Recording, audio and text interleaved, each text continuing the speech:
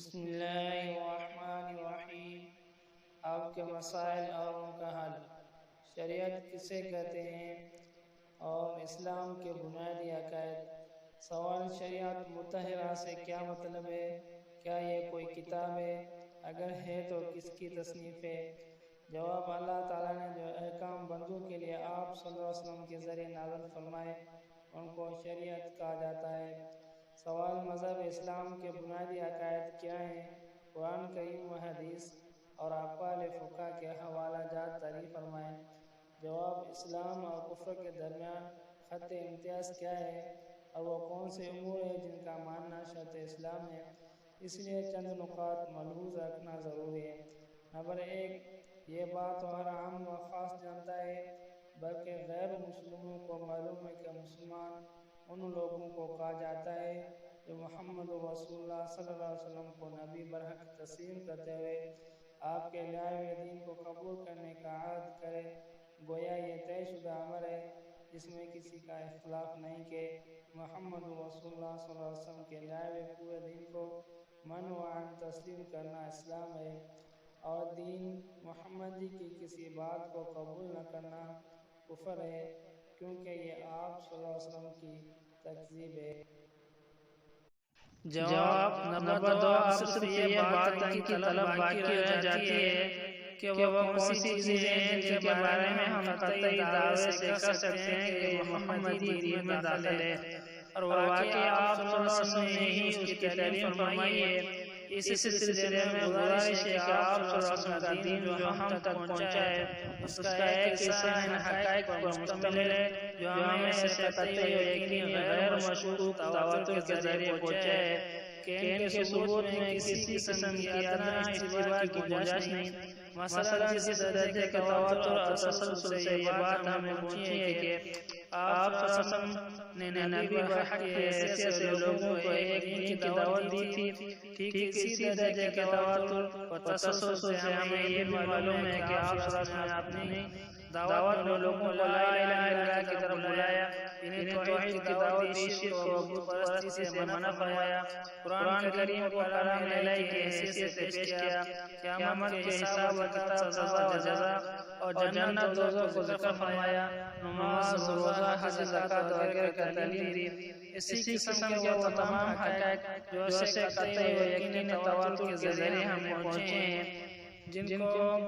ہر دور میں مسلمان مانتے چلے آئے ہیں اور جن کا علم صرف خواص تک محدود نہیں رہا بلکہ خواص کے حلقے سے نکل کر عوام تک مشہور ہو گیا۔ قرآن کریم نے بہت سی جگہ اس مضمون کو ذکر کیا ہے۔ ایک جگہ ارشاد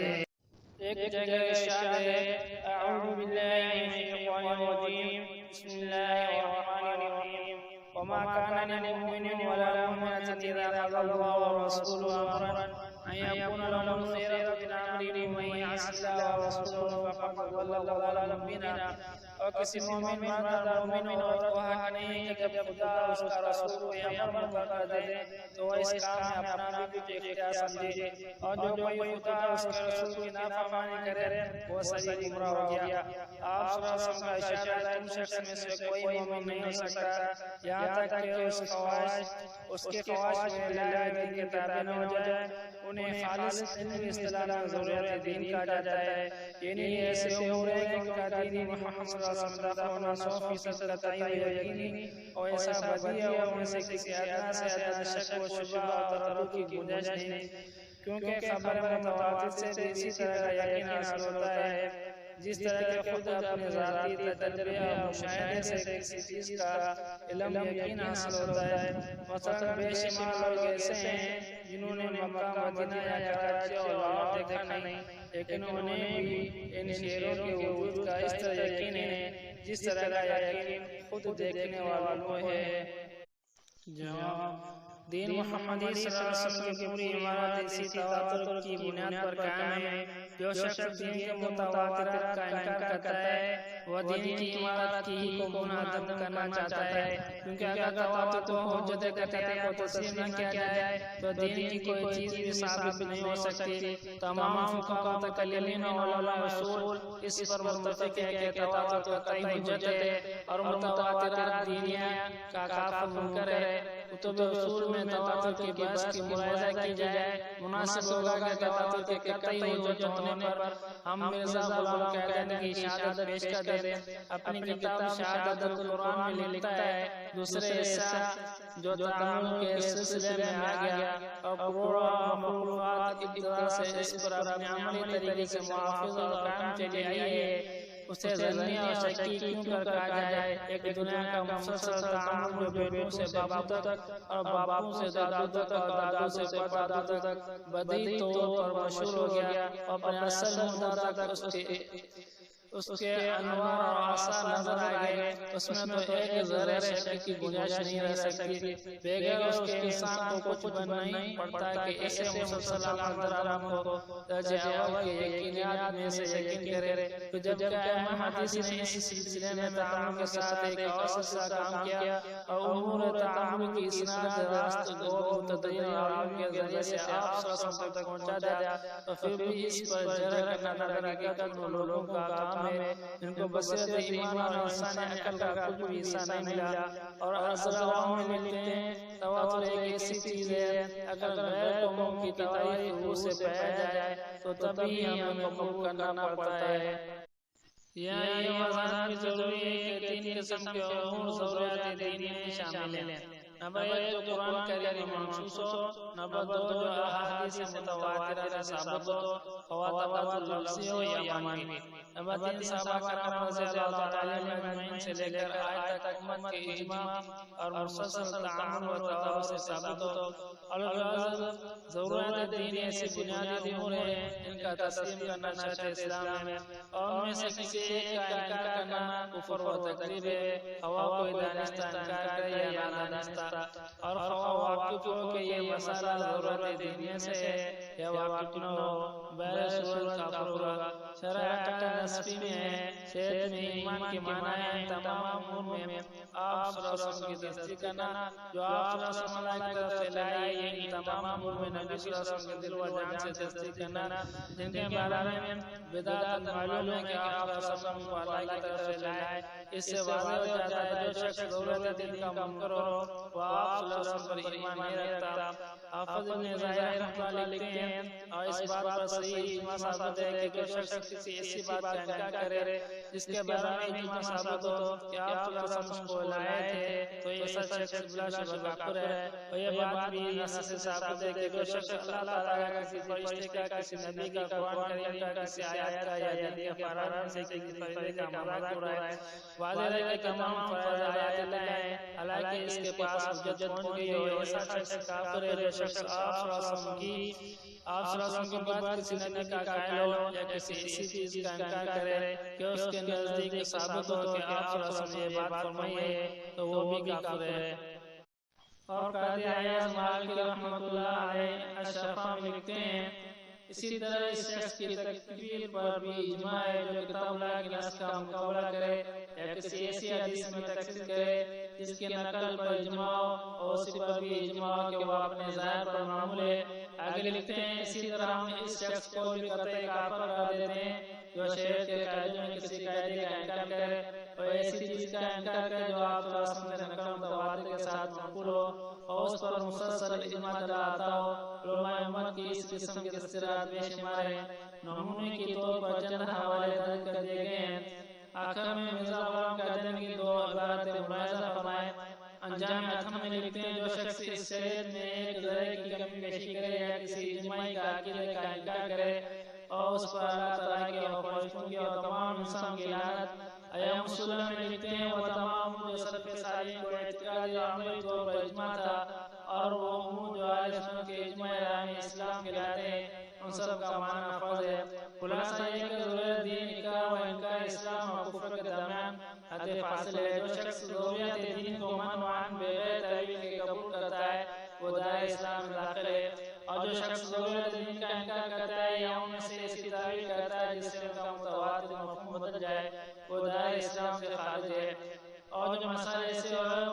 کہ تو قطعی و اجماعی مگر ان کی شہرت عوام تک نہیں پہنچی، صرف اہل علم تک محدود ہے، ان کو قطعیت تو کہا جائے گا لیکن ضرورت نہیں کہا جاتا ہے۔ ان کا حکم یہ ہے کہ اگر کوئی شخص انکار کرے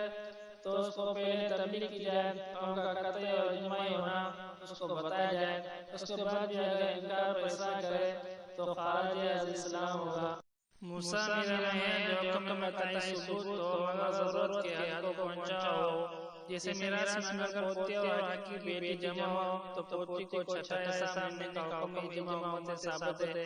تو ظاہر کلام حنفیہ کا یہ ہے کہ اس کے انکار کی وجہ سے کفر حکم لیا جائے گا کیونکہ انہوں نے قطعی ثبوت ہونے کے سوائے کوئی شرط نہیں لگائی الا قولی. مگر واجب ہے کہ حنفیہ کے اس کلام کو ایسی صورت مرمول کیا جائے کہ منکر کو اس کا علم ہو کہ یہ حکم قطعی ثبوت ہے. ضروریات دین کو تسلیم کرنے کا یہ مطلب نہیں ہے کہ صرف ان کے الفاظ کو مان لیا جائے بلکہ ان کے اس معنی و مفہوم کو ماننا بھی ضروری ہے. آپ صلی اللہ علیہ وسلم سے لے کر آج تک تواتر و تسلسل کے ساتھ مسلم چلے آتے ہیں.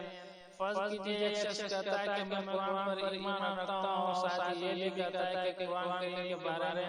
میں یہ عقیدہ نہیں کہ یہ محمد صلی اللہ علیہ وسلم پر بے ذریعہ وحی اللہ تعالیٰ کی طرف سے نازل ہوا جیسا کہ مسلمان سمجھتے ہیں بلکہ میں قرآن مجید کو حضور صلی اللہ علیہ وسلم کی اپنی تصنیف کردہ کتاب سمجھتا ہوں. کیا کوئی شخص تسلیم کرے گا کہ ایسا شخص قرآن کریم پر ایمان رکھتا ہے؟ یا فرض کیجئے کہ ایسا شخص کہتا ہے کہ میں محمد رسول اللہ صلی اللہ علیہ وسلم پر ایمان رکھتا ہوں لیکن محمد رسول اللہ صلی اللہ علیہ وسلم سے مراد وہ شخص نہیں جس کو مسلمان مانتے ہیں بلکہ محمد رسول اللہ صلی اللہ علیہ وسلم خود میری ذات شریف مراد ہے. کیا کوئی عاقل کہہ سکتا ہے کہ یہ محمد رسول اللہ صلی اللہ علیہ وسلم پر ایمان رکھتا ہے؟ یا فرض کرے کہ ایک شخص تسلیم کرتا ہے کہ آپ صلی اللہ علیہ وسلم تواتر کے ساتھ آخری زمانے میں عیسی علیہ السلام کے نازل ہونے کی خبر دی تھی لیکن ساتھ بھی یہ کہتا ہے کہ عیسی علیہ السلام سے خود میری ذات مراد ہے. کیا یہ کہا جا سکتا ہے کہ وہ عیسی علیہ السلام کے نزول پر ایمان رکھتا ہے؟ الغرض ضروریات دین میں اجماع متواتر مفہوم کے خلاف کوئی تعویل کرنا بدر حقیقت ضروریات دین کا انکار ہے اور ضروریات دین میں ایسی تعویل کرنا الہاد و زندہ کہلاتا ہے. قرآن کریم میں اعوذ باللہ من الشیطان الرجیم بسم اللہ الرحمن الرحیم ان الذین یلحدون فی آیاتنا لا یخفون علینا افمن یلقی فی النار خیر ام من یأتی آمنا یوم القیامہ یعمل ما شئتم ان اللہ بما تعملون بصیر. جو لوگ ہماری آیاتوں میں کجرائی کرتے ہیں وہ ہم سے پوچھتا نہیں بلا جو شخص دوزخ میں ڈالا جائے وہ بہتر ہے یا وہ جو قیامت دن امن و امان سے آئے. تو خیر جو چاہو سو کر لو جو کچھ میں کرتے ہو اس کو دیکھ رہا ہے. جو لوگ ضروریات دین میں تعویلیں کر کے انہیں اپنے عقائد میں چپساں کرتے ہیں انہیں ملحد و بزدی کہا جاتا ہے. اور ایسے لوگ نہ صرف کافر و مرتد ہیں بلکہ اس سے بھی بدتر ہے کیونکہ کافر و مرتد کی توبہ قبول کی جاتی ہے لیکن زندگی کی توبہ قبول نہیں کی جاتی. حاکم معروف نے اپنی رسالہ قاعدہ جنازہ میں زندگی کے بارے میں نوٹ لکھا تھا جس سے ذیل میں نقل کیا جاتا ہے. اور جو شخص کفر کا عقیدہ رکھتے ہوئے اپنے آپ کو اسلام کی طرف منسوب کرتا ہو اور نصوص شرعی کی غلط صدر تعویل کر کے اپنے عقیدہ کفر کو اسلام کے نام سے پیش کرتا ہو اسے زندگی کہا جاتا ہے. علامہ شامی رحمہ اللہ باب المرتد میں لکھتے ہیں کیونکہ زندگی اپنے کفر میں ملام کیا کرتا ہے اور اپنے عقیدہ فاسد اور روا دینا چاہتا ہے اور بے ظاہر صحیح صورت میں لوگوں کے سامنے پیش کرتا ہے. یہ معنی ہے کہ کفر چھپانے کی امام احمد شاہ ولی اللہ حسداری رحمہ اللہ مسوی شرعات مطلق لکھتے ہیں جو شخص دین حق کا مخالف ہے اگر وہ دین اسلام کا اقرار نہیں کرتا ہو وہ دین اسلام کو نہ مانتا ہو نہ ظاہری طور پر نہ باطنی طور تو کافر کہلاتا ہے. اگر زبان سے دین کا اقرار کرتا ہو لیکن دین کے بعد قطعیات کی ایسی تعویل کرتا ہو جو صحابہ کرام رضی اللہ تعالی مجمعین تابعین اور اجماع امت کے خلاف ہو ایسا شخص زندیق کہلاتا ہے. اگر تعویل صحیح تعویل باطل کا فرق کرتے ہوئے شاہ صاحب رحمۃ اللہ لکھتے ہیں پھر تعویل کی دو قسمیں ہیں. ایک وہ تعویل جو کتاب و سنت اور اجماع امت سے ثابت شدہ کسی قطعی مسئلے کے خلاف نہ ہو اور دوسری وہ تعویل ایسے مسئلے کے خلاف ہو جو دلیل قطعی سے ثابت ہے بس ایسی تعویل زندگا ہے. آگے زندیقانہ تعویل کی مثال بیان کرتے ہوئے شاہ صاحب رحمۃ اللہ لکھتے ہیں وہ شخص یوں کہ نبی کریم صلی اللہ علیہ وسلم بلا شبہ خاتم النبیین ہے لیکن اس کا مطلب یہ ہے کہ آپ کے بعد کسی کا نام نبی نہ رکھا جائے، لیکن نبوت کا مفہوم یہ نہیں کہ انسان کا اللہ تعالیٰ کی جانب سے مخلوق کی طرف مبعوث ہونا، اس کی اطاعت کا فرض ہونا اور اس کے گناہوں سے اور خطا پر قائم رہنے سے معصوم ہونا۔ آپ صلی اللہ علیہ وسلم کے بعد بھی امت میں موجود ہے تو یہ شخص زندیق ہے۔ خلاصہ یہ ہے کہ جو شخص اپنے کفر عقائد کو اسلام کے رنگ میں پیش کرتا ہو، اسلام کے قطعی متواتر عقائد کے خلاف قرآن و سنت کی تعویل کرتا ہو، ایسا شخص زندیق کہلاتا ہے۔ دوم یہ زندیق مرتد کے حکم میں بلکہ ایک اعتبار سے زندیق مرتد سے بدتر ہے، کیونکہ مرتد توبہ کا کہ اسلام میں دوبارہ داخل ہو تو بڑے اتفاق اس کی توبہ لا کے قبول ہے، لیکن زندیق کی توبہ کے قبول ہونے یا نہ ہونے میں اختلاف ہے۔ چنانچہ دور مختار میں اور اسی طرح جو شخص زندقہ کی وجہ سے کافر ہو گیا اس کی توبہ قابل قبول نہیں، اور فتویٰ القدیر میں اس کو ظاہر مرتد بتایا ہے، لیکن فتویٰ قاضی خان میں کتاب الحجر میں کہ فتویٰ اس پر ہے جب جادوگر اور زندیق جو معروف اور داعی ہو توبہ سے پہلے گرفتار ہو جائے، پھر گرفتار ہونے کے بعد توبہ کرے تو ان کی توبہ قبول نہیں بلکہ ان کو قتل کیا جائے گا۔ اگر گرفتاری سے پہلے توبہ کر لی تھی تو توبہ قبول کی جائے گی۔ البحر الرائق میں ظاہر مذہب میں زندیق کی توبہ قابل قبول نہیں، اور زندیق وہ شخص ہے جو دین کا قائل ہو، اور فتویٰ قاضی خان میں ہے کہ اگر زندیق گرفتار ہونے سے پہلے خدا کر اقرار کرے کہ وہ زندیق ہے پس اس سے توبہ کرے تو اس کی توبہ قبول ہے، اور اگر گرفتار ہو پھر توبہ کی تو اس کی توبہ قبول نہیں کی جائے گی بلکہ اس کو قتل کیا جائے گا۔ سوم قادیانیوں کا زندیق ہونا بالکل واضح ہے، کیونکہ ان کے عقائد اسلامی عقائد کے قطعاً خلاف ہے، اور وہ قرآن و سنت کے نصوص میں غلط سلط تعویل کر کے جاہلوں کو یہ باور کراتے ہیں کہ خود تو وہ پکے سچے مسلمان ہیں، ان کے سوا باقی پوری امت گمراہ کافر بے ایمان ہے۔ جیسا کہ قادیانیوں کے دوسرے سربراہ انجانی مرزا محمود قادیانی لکھتے ہیں کہ کل مسلمان جو حضرت مسیح موعود رضا قادیانی کے بیعت میں شامل نہیں ہوئے، خواہ انہیں حضرت مسیح موعود کا نام نہیں سنا، وہ کافر اور دار اسلام سے خارج ہیں۔